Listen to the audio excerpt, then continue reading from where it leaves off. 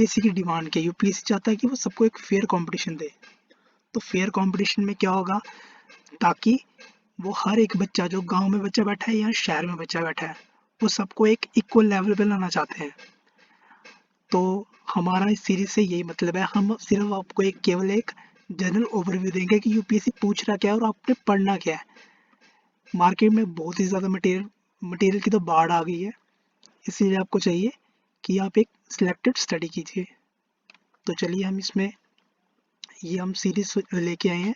हम इसमें 2013 से लेके 2019 तक के जितने भी प्रीवियस ईयर पेपर होंगे हम वो डिस्कस करेंगे। और आज हम डिस्कस करेंगे पहले 2019 से।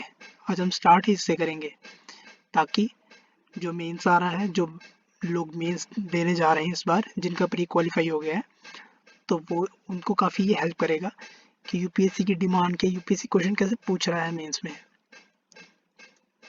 चलिए पहले क्वेश्चन से स्टार्ट करते हैं। तो इस क्वेश्चन में यूपीएससी ने पूछा क्या है।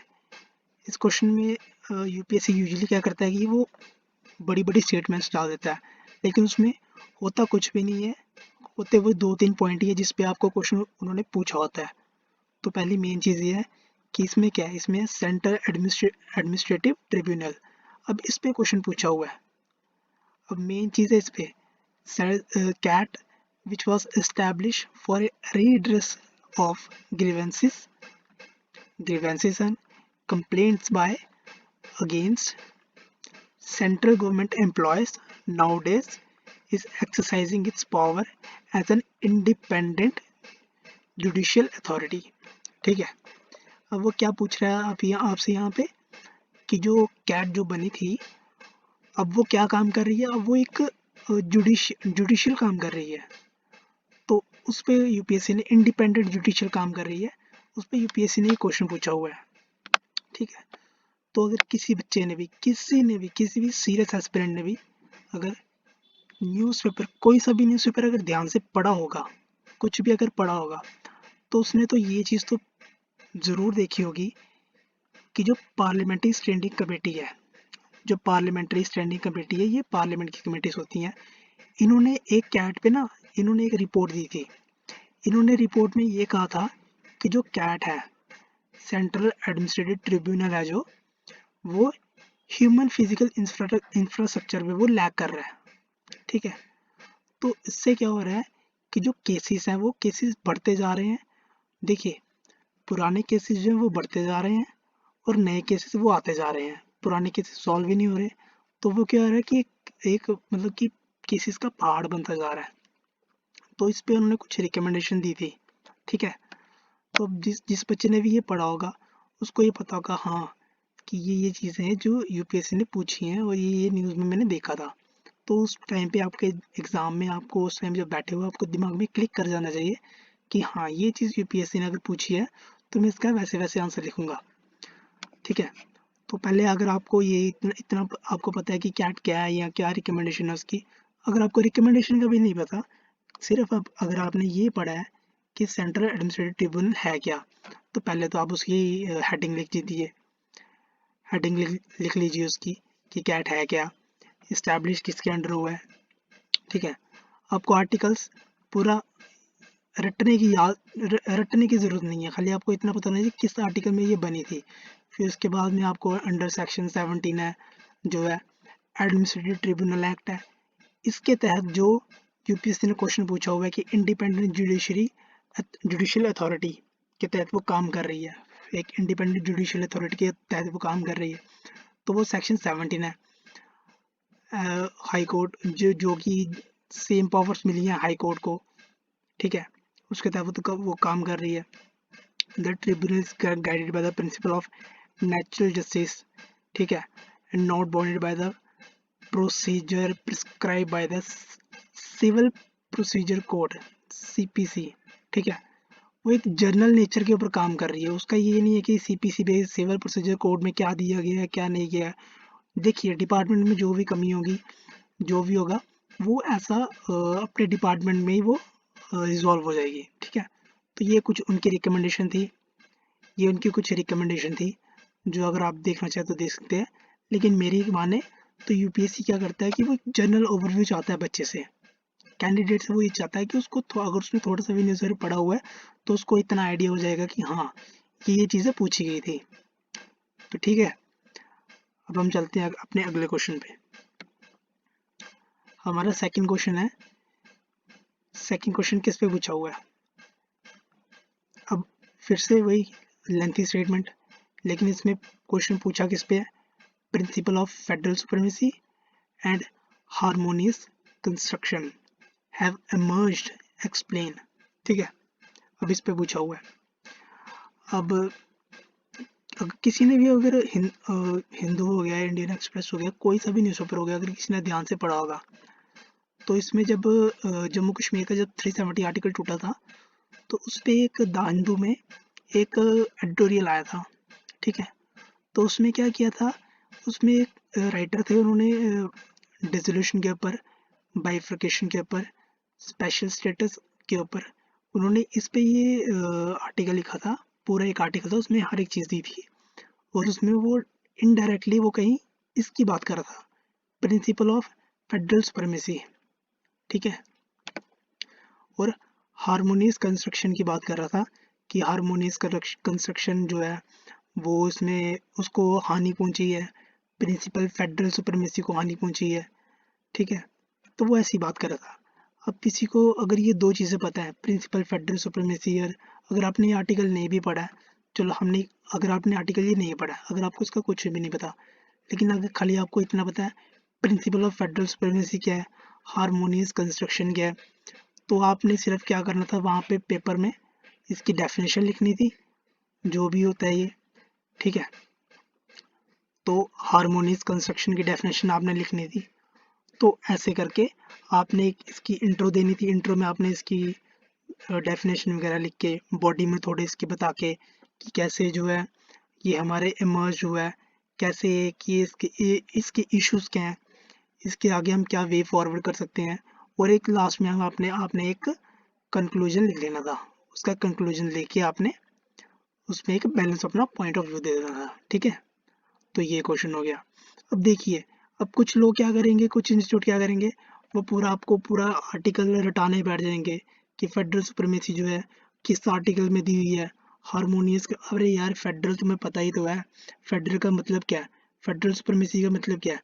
अगर स्टेट और सेंटर कोई भी कोलाइड कर रहा है, किसी के भी वो कोलाइड कर रहे हैं, तो क्या करेगा फेडरल, जो हमारा कॉन्स्टिट्यूशन, क्या हमारा कॉन्स्टिट्यूशन फेडरल है, तो वो क्या करेगा, एक फेडरल स्ट्रक्चर को मेंटेन करने के लिए उस डेडलॉक को ख़त्म करेगा। तो कॉन्स्टिट्यूशन में हर एक चीज़ दी गई है। अगर आपका थोड़ा सा भी दिमाग है, थोड़ा सा भी अगर आपने थोड़ी सी जनरल नॉलेज, जनरल अगर आपने थोड़ा पढ़ा ही है, अगर आपको जनरल से थोड़ी सी नॉलेज है इसकी, तो आप आराम से इस आंसर को लिख सकते थे। हारमोनियस कंस्ट्रक्शन क्या कहती है, हमारा कॉन्स्टिट्यूशन क्या है, हमारा कॉन्स्टिट्यूशन ही हारमोनियस कंस्ट्रक्शन है। वो क्या कहता है कि हम हारमोनी बना के रखें अपने सेंटर और स्टेट के रिलेशंस में। ठीक है, तो ये चीज़ें आ गई। तो चलो अब हम अपने नेक्स्ट क्वेश्चन में चलते हैं। हाँ, और ये चीज़ें तो हम कह रहे हैं ना कि अभी अब अगर अभी आप सोच रहे होंगे कि अभी तो हाँ कोई भी बता सकता है, कि कोई भी कह सकता है कि हाँ ये वैसे आएगा वैसे आएगा। नहीं, आपको स्पॉन्टेनियसली आपको वहाँ पे यूपीएससी ऐसे क्वेश्चन पूछेगा, आपको स्पॉन्टेनियसली आपको वहाँ पे जवाब देना पड़ेगा।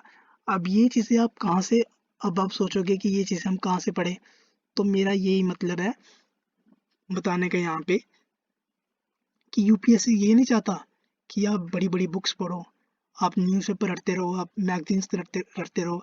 अगर आप सिंपल 9, 10th, 11, 12 की पॉलिटी की एनसीईआरटीज देखेंगे, कुछ भी देखेंगे, आपको वहाँ पे ये पूरा डिटेल में मिल जाएगा। आपको कहीं और जाने की ज़रूरत ही नहीं है। तभी तभी जो लोग एक्सपीरियंस कर चुके हैं वो हमेशा कहते हैं कि आप एनसीईआरटीज पढ़िए, आप एनसीईआरटीज पढ़िए, उससे आपको आइडिया होगा। ठीक है, तो चलो अब हम अपने नेक्स्ट क्वेश्चन पे चलते हैं। चलिए, थर्ड क्वेश्चन यहाँ पे ये कह रहा है, जो पार्लियामेंट्स की जो पावर है अमेंड करने की, किसको, कॉन्स्टिट्यूशन को अमेंड करने की जो पावर है, वो काफ़ी लिमिटेड पावर है। ठीक है, and it can not be enlarge into absolute power, वो एब्सोल्यूट पावर में नहीं हो सकता। ठीक है, अब इस कॉन्टेक्स्ट में हमें, इस स्टेटमेंट में हमें ये बताना है कि जो पार्लियामेंट की पावर है अंडर आर्टिकल 368 के तहत, ठीक है, can destroy the basic structure of the constitution bye expanding is amending power.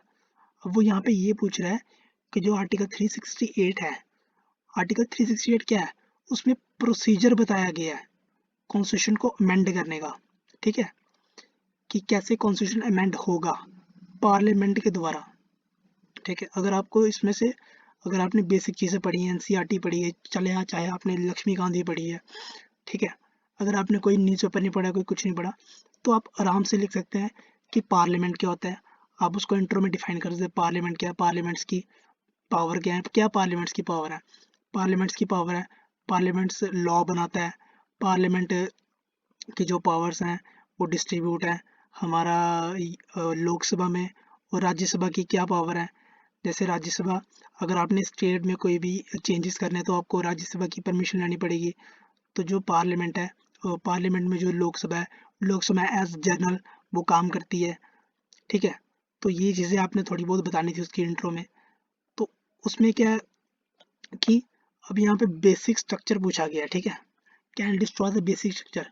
अगर आपने थोड़ा सा भी बेसिक स्ट्रक्चर पढ़ा होगा तो आपने ये ज़रूर सुना होगा कि ईश्वरानंद भारती की जजमेंट थी, जो वैसे स्टेट ऑफ केरला, ये जजमेंट हुई थी 1973 में, 47 ईयर्स अगो। ये डेट्स वगैरह याद करने का आपका कोई वो नहीं है, ये यूपीएससी नहीं पूछता। खाली आपको इतना पता है कि बेसिक स्ट्रक्चर क्या था। बेसिक स्ट्रक्चर उस समय डिफाइन हुआ था हमारा प्रियम्बल, हमारे प्रियम्बल को बोला गया था कि हमारा प्रियम्बल जो है वो बेसिक स्ट्रक्चर ऑफ कॉन्स्टिट्यूशन है, ठीक है। और उसमें बाद में चलते हुए और भी काफ़ी अमेंडमेंट्स हुई। फिर बाद में जिसको जो जुडिशियल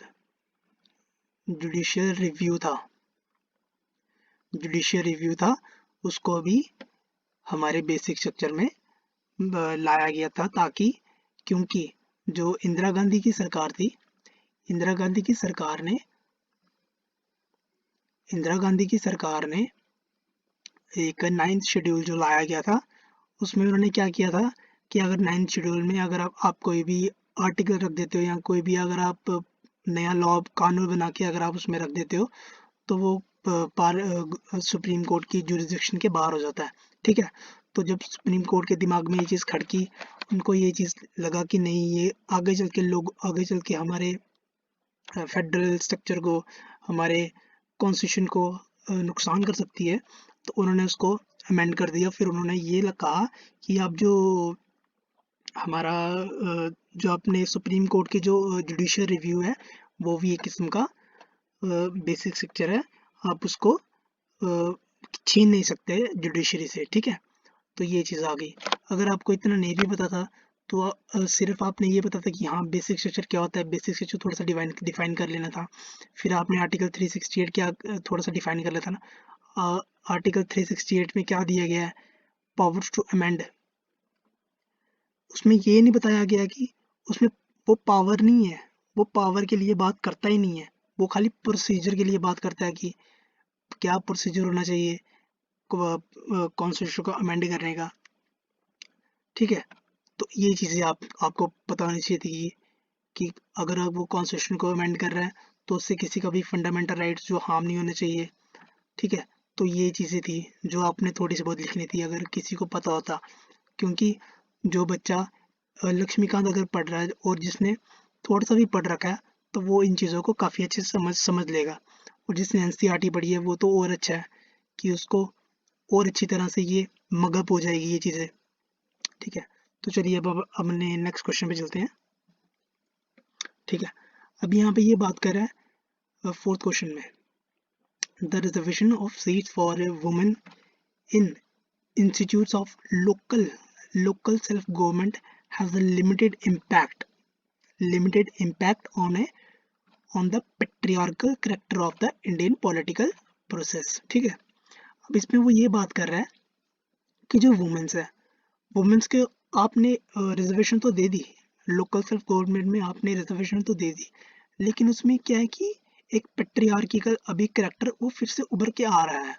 वो क्या आ रहा है कि अगर एक वुमेन है, ठीक है, एक वुमेन है, वो अगर इलेक्ट हो जाती है, ठीक है, तो उसका हस्बैंड है, तो वुमेन क्या करेगी, वुमेन अगर काम कर रही है तो उसका हस्बैंड उसे काम नहीं करने देता, ये काफ़ी जगह पे देखा गया है, ठीक है। काम नहीं तो वो पेट्रियार्कल का एक कैरेक्टर सामने उभर के आ रहा है इंडियन पॉलिटिकल प्रोसेस में। इंडियन पॉलिटी में ये प्रोसेस उभर के आ रहा है कि जो वुमेन है वो काम करना चाहती है, हस्बैंड काम नहीं करने दे रहा। कई बार ये हो रहा है कि हस्बैंड के इन्फ्लुएंस में आके वुमेन काम कर रही है। तो ये बात कर रहा था 74th कॉन्स्टिट्यूशन अमेंडमेंट एक्ट के तहत, जहाँ पे पंचायती राज और अर्बन लोकल बॉडीज में, जो म्यूनसिपैलिटीज़ में वुमेन्स को दी हैं। अगर आपने थोड़ा सा ही पढ़ा होता है, एनसीईआरटीज़ पढ़ी होती हैं या कुछ भी, अगर आपने लक्ष्मीकांत भी पढ़ी हो, तब भी आप ये आंसर लिख सकते थे, काफ़ी अच्छी तरह से लिख सकते थे, ठीक है। तो इसमें आपने थोड़ा सा बता देना पैट्रियार्क का इम्पैक्ट क्या है, कि वुमेन के इन्फ्लुएंस में, हस्बैंड के इन्फ्लुएंस में आके कुछ डिसीजन ऐसे हुए हैं कि वो गलत हुए हैं, या जिससे लोगों को थोड़ा एक फेवरेबल, लोगों को ऐसा लगा कि ये पर्टिकुलर जो इलेक्ट होके आए हैं, लेजिस्लेशन इलेक्ट होके आए हैं या कोई भी इलेक्ट होके आया है, ये अपने फेवर में काम कर रहा है या अपनी फैमिली के फेवर में काम कर रहा है। इंडिया का थोड़ा पॉलिटिकल प्रोसेस बता देना था, फिर बाद में उसका वे फॉरवर्ड बता देना था कि हम कैसे इस चीज़ को काउंटर कर सकते हैं, और थोड़ा सा एक बैलेंस कंक्लूजन देके उसको हम आराम से फिनिश कर सकते थे। तो इतना सा आंसर था ये, ठीक है। चलिए अब हम अपने नेक्स्ट क्वेश्चन पे चलते हैं, ठीक है। तो अब यहाँ पे ये 5th क्वेश्चन में ये बात कर रहा है, attorney general is the chief legal adviser and lawyer of the government of India, ठीक है।